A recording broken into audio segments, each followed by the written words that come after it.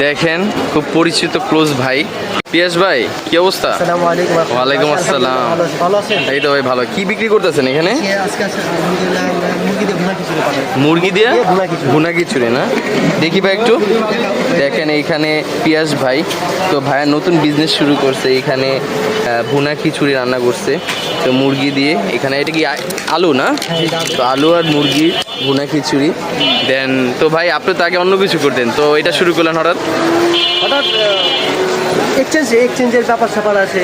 আগে ছিলাম এক জায়গায়, এখন চিন্তা করলাম যে আগে তো ফাস্ট ফুড আইটেমে ছিলেন, এই যে কোথায় জানি বেবি স্ট্যান্ড। ও আচ্ছা, তো বেবি স্ট্যান্ডে ফাস্ট ফুড আইটেম ছিল। এখন ভাই এখানে দেখেন খিচুড়ির দোকান ওপেন করছে, দেন খিচুড়ির দোকান নতুন ব্যবসা শুরু করছে। এরকমই সবাই যে কোনো নতুন ব্যবসা করতে পারে, এটাই স্বাভাবিক, রিজিকের মালিক আল্লাহ। তো ভাইয়াও দেখেন আমাদের এই জেলা পরিষদ মার্কেট সামনে দেখেন বিল্লাল ভাইয়ের দোকানের সামনেই ভাইয়ের দোকান। যদি আপনারা এরকম সুন্দর মজাদার খিচুড়ি খেতে চান দেন পিয়াস ভাইয়ের কাছে আসতে পারেন, ঠিক আছে? তো এটাই বলার ছিল।